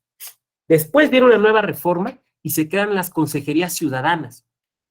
Ustedes se acuerdan donde estuvo, por ejemplo, Miguel Ángel Granados Chapa, donde lo que se buscaba es que las personas que fueran consejeras no fueran expertas en el tema electoral, sino fueran personas con mucho prestigio, que digamos fueran como unas especies de testigos de honor de los procesos electorales y que por su propio prestigio se entendía que no se iban a prestar a cochupos o a tranzas.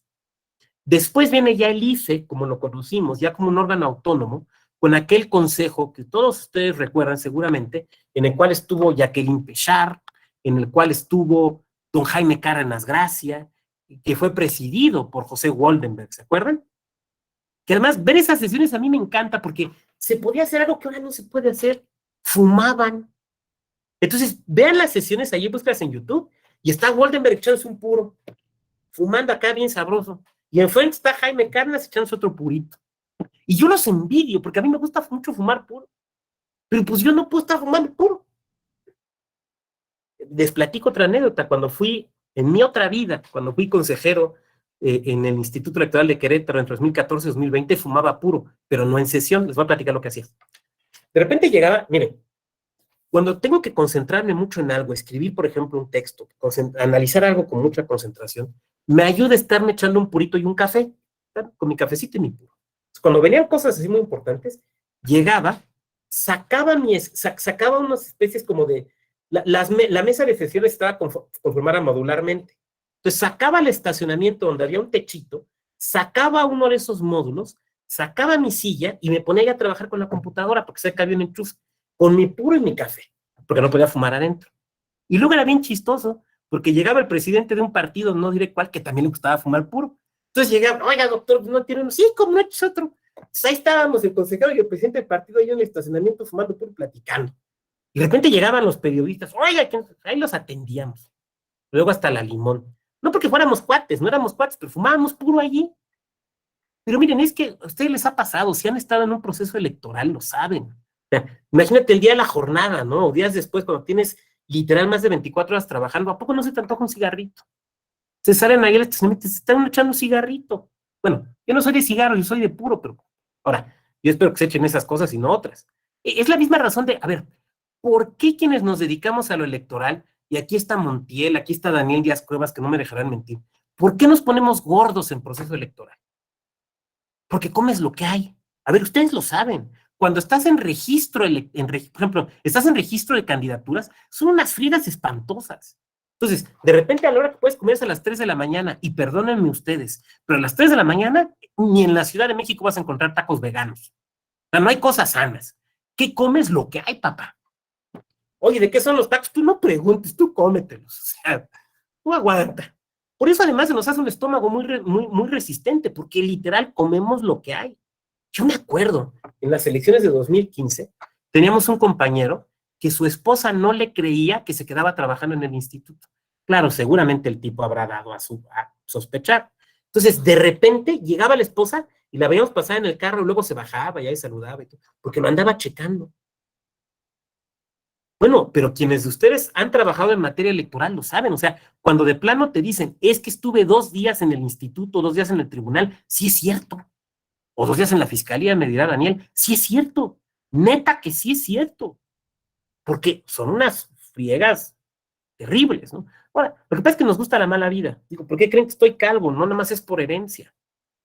Y luego, siendo consejero, se me ocurrió presidir la comisión que organizó el debate entre candidaturas a gobernador. Ahí ya perdí todo el cabello, ahí sí ya. Y no es de que me lo jalara, sino de las tensiones, ¿no? Ya una cosa terrible. Bueno, muy entretenida.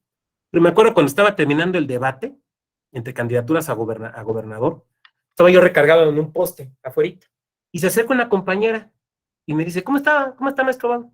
Y de eso de que contesta uno de bote pronto sin filtro, y le dije, mira, esto me ha quitado años de vida. Y se lo dije en serio, lo pienso en serio, porque las presiones, las tensiones, miren, si alguien de ustedes quiere ser consejera o consejero de su OPLE porque vio los sueldos y le gustó, les voy a decir algo. Las presiones no las paga el sueldo. Miren, hay gente que cree que adrenalina es aventarse de un paracaídas. Miren, eso lo hace mucha gente. ¿Saben qué es adrenalina? Estar el día de la jornada electoral como consejero en una elección apretada con los partidos rugiéndote en la espalda. Eso es adrenalina. Ahí sí se necesita. Lo otro cualquiera lo hace. Pero aguantar ese día, yo he visto gente que no llega a la jornada. En más de un sentido. No llega. Porque de verdad se necesita gustar mucho de estas cosas y aguantar presiones. Esta es una cuestión de aprender a doblarse sin romperse. Pero bueno, entonces llegamos, decíamos, a esa reforma que le da la autonomía a los órganos electorales y que obliga también a que existan órganos electorales en las entidades. Y se han rodado cabezas por elecciones cerradas. Sí, claro. Bueno, yo he conocido consejeros que no llegan a la elección. Bueno, yo mismo no llegué a una elección en 2000, la de 2009. Me vino una crisis, una crisis de piedras en los riñones y demás. Me puse malo en una sesión. Me acuerdo mucho que una compañera que estaba sentada enfrente me dice, es que yo te empecé a ver que te ponías verde. Y yo sí, me dio el cólico renal. Digo, ojalá nadie de ustedes haya sufrido un cólico renal, o sea, piedras en los riñones. Pero mi abuela decía que dolía más una piedra en el riñón que un parto. Y yo no voy a ser quien desmienta a mi abuela. Mi padre decía, duele más una piedra en el riñón que un infarto. El infarto te espanta más porque te puedes morir, bueno, y de eso murió. De la piedra del riñón no te mueres, pero te duele. O sea, son unas cosas muy interesantes. Yo quisiera dejarlo hasta aquí, porque me van a decir, oiga, pero es que no llegamos al modelo actual. No, pues es que lo actual lo van a ver más adelante. Este es un módulo histórico, ¿no? Por eso ya no puedo ir más allá. Desde luego ha sido una revisión muy rápida, porque 2 sesiones no alcanzan, 3 sesiones no alcanzan más que para una revisión rápida, y porque, insisto, tampoco es un diplomado en Historia Política de México, que sería muy interesante, pero a lo mejor hasta lo deberíamos de lanzar, pero bueno, no es este diplomado. Entonces yo quisiera dejarlo hasta aquí para pasar a las reflexiones, comentarios que nos quieran hacer, con mucho gusto. Aquí veo algunos comentarios, nos dice Gabriela, y el día de los cómputos, peor nombre. Los cómputos son una cosa bien compleja. No, déjate los cómputos, los recuentos. Miren, yo he tenido la fortuna de que he estado en el primer recuento y en el último que se ha hecho en México. Porque me tocó el del 2006 siendo consejero distrital del IFE y me tocó el último, el de Campeche.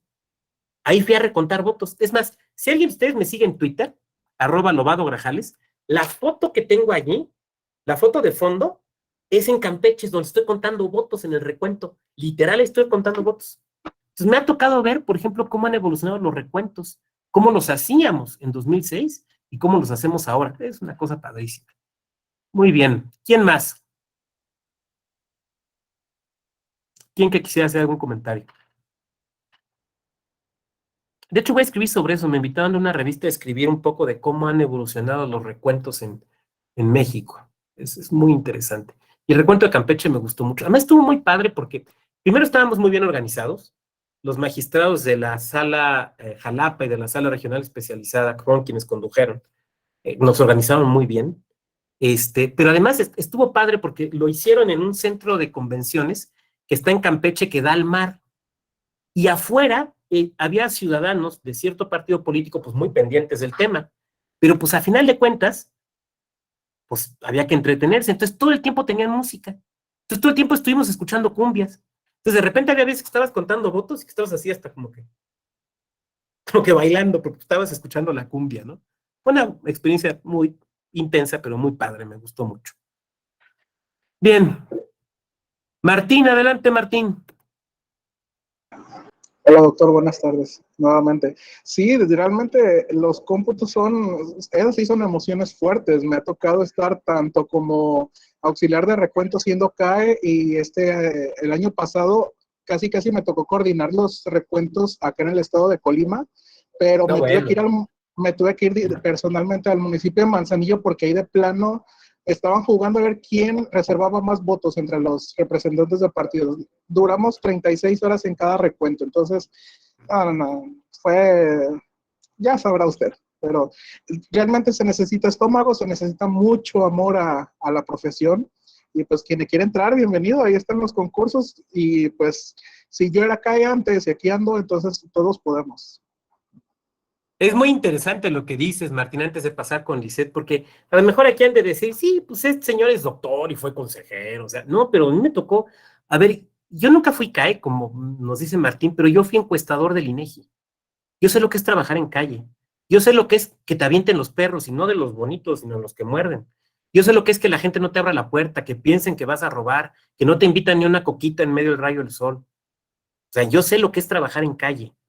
Me ha tocado, por ejemplo, siendo funcionario, no consejero, sino funcionario, acompañar, como bien dice Martín, en los recuentos, con amenazas de que te tomen los consejos, por ejemplo, ¿no? Pues así es esto. Así es esto. O sea, si nos gusta, miren, si nos gustara la vida sencilla, nos dedicaríamos a otra cosa. Pero pues nos gusta la mala vida, entonces pues andamos en esto. Bueno, a mí me entretiene mucho. Lisette, adelante. Bueno, buenas tardes a todas, a todos.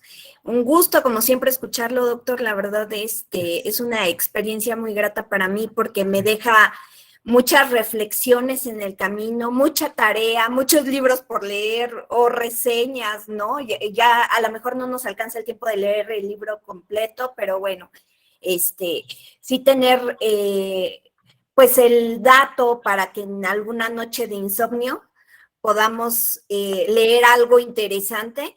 La verdad me ha llamado mucho la atención porque tomé yo también el diplomado de partidos políticos y esta parte histórica no la vi, no la vi, entonces me la llevo de tarea nuevamente. Creo yo que a lo mejor en el otro diplomado se abarcaron otros aspectos y me llama mucho la atención esta parte de los miles de partidos políticos porque se conformaban con 10 personas. Me queda también ahí la duda de el financiamiento que se tenía en la época, porque pues al ser un financiamiento privado, pues cualquiera a lo mejor podía acceder fácilmente a los partidos políticos. Me pongo a pensar en las agrupaciones políticas, en el número de personas o en la población que existía en aquella época y en la de ahora. O sea, me invitó, estas 3 clases me invitaron a contrastar mucho la vida actual. Hay muchos datos que se me van. Cuando dice, recordarán ustedes, y yo digo, híjole, no había nacido, pero no me acuerdo, pero me lo voy a llevar ahí, lo anoto, ¿no? La verdad, muchas gracias, doctor. No, gracias a ti, Lisette. He tratado de que sean unas clases donde no sea solamente teoría, sino que también lo vinculemos con la práctica. Yo creo que en esto la práctica es bien importante. O sea, sí la teoría es importante, pero a ver, yo siempre he pensado que la teoría sirve si te permite explicarte la realidad. Si no, es pura poesía. Les estaba poniendo ahí la liga a mi página a mi blog personal, porque ahí tengo lo que tú dices, Lisette, tengo muchas reseñas de libros. Normalmente lo que hago es que el libro que leo, luego el libro que anoto una reseña. ¿Por qué? Para que no se me olvide. Y en lugar de tenerla nada más en una libretita, pues lo tengo en un blog. Y luego me dicen, oye, pues es que tú a qué horas escribes y a qué horas lees y demás. La respuesta es muy sencilla, vivo solo. Pues ¿quién me va a aguantar el paso? No es mi gatita. Pues, y además debe ser bien aburrido. O sea, imagínate un fulano que en la noche se te pone a hablar. Fíjate que me estaba acordando que don Héctor Pérez Martínez, el secretario de Gobernación de Miguel Alemán, pues te dicen, vete a dormir al otro cuarto, ¿no? Qué aburrición. Pero bueno, les cuento una anécdota. En el proceso electoral 2014-2015, estaba yo de consejero electoral, no me puse a escribir un libro, mi libro de Derecho Procesal Electoral, queretano. Entonces, que ahora sí que yo me dedico a esto. Luego hay amistades que me dicen, oye, pues, ¿por qué estás leyendo de esto en vacaciones? No, es que mi trabajo es mi vida porque me gusta. Una vez me decía mi hijo, oye, si te pudieras dedicar a lo que te gusta, ¿a qué te dedicarías? Digo, a lo que me dedico. Esto me gusta.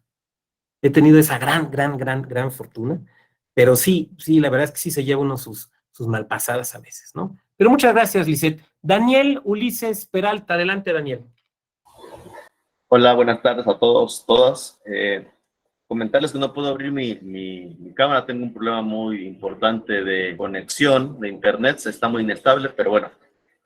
Doctor, yo hace un tiempo muy cercano di una cátedra, una clase sobre brevario de la democracia en nuestro país, y que lo que usted hoy nos comparte, la verdad es que hace aún más importante ese match con lo que yo en algún momento también expuse.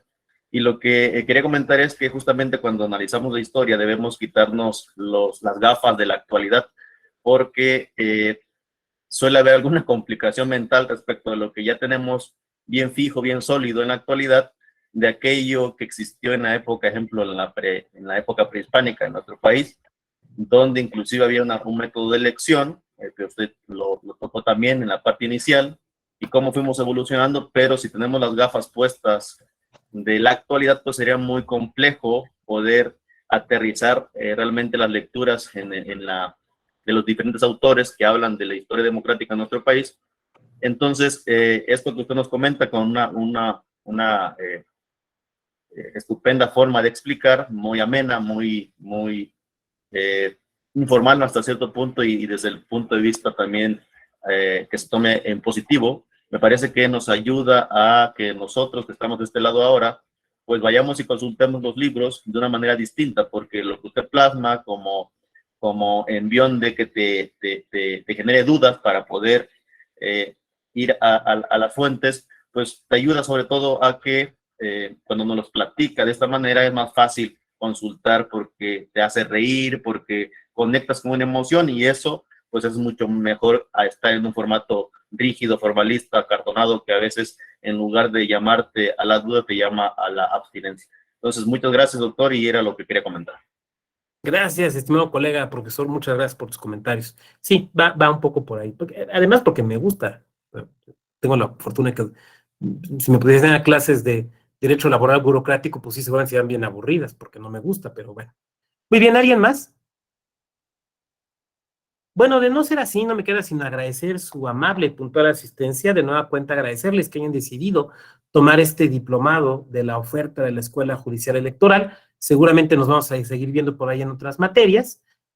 Contaré ya otras anécdotas y otros chistes, obviamente. Tienen ya, les dejaba yo ayer mi correo electrónico para algún tema que por ahí quieran rebotar. Les he dejado también la referencia de la página del blog, donde, bueno, pues tengo algunas reseñas de algunos de los libros que hemos citado aquí, y yo espero que les puedan ser de utilidad. Les agradezco mucho y muy buena tarde. Muchas gracias. Doctor, gracias. Gracias, doctor. Hasta pronto. Gracias, hasta luego. Gracias. Gracias, nos vemos. Gracias.